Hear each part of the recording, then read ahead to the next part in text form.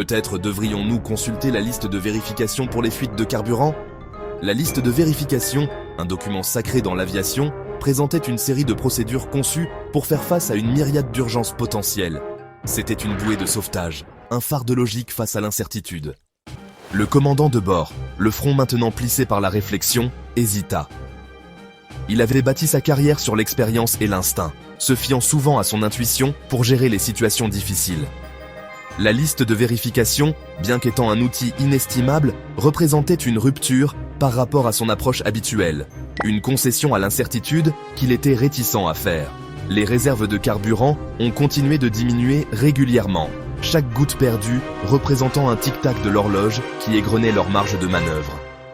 Le commandant de bord s'est retrouvé pris entre deux forces opposées, son instinct qui lui murmurait que la situation était gérable, et la logique froide et implacable de la liste de vérification qui le pressait d'agir immédiatement. Sa décision, prise dans le creuset d'une crise à haute altitude, allait déterminer le sort du vol 736 d'Air France. L'atmosphère dans le poste de pilotage était électrique. Le commandant de bord, le visage marqué par l'inquiétude, a pesé ses options. Retourner à Brazzaville était hors de question. Ils étaient trop loin, et la situation du carburant devenait de plus en plus précaire à chaque minute qui passait.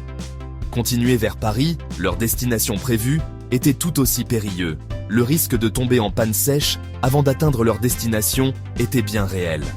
Le copilote, le regard oscillant entre les jauges de carburant et l'écran de navigation, a rompu le silence. « Commandant » a-t-il commencé, la voix tendue. « Nous sommes à court d'options. » Après quelques instants de tension, leurs regards se sont posés sur N'Djamena, la capitale du Tchad, une ville nichée sur les rives du fleuve Tchari.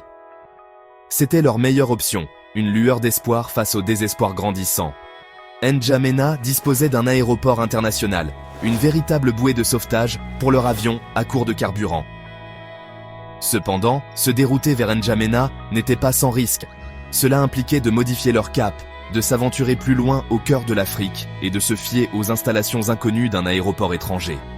Le commandant de bord, sa décision prise, a tendu la main vers le manche, ses articulations blanches contre le métal poli.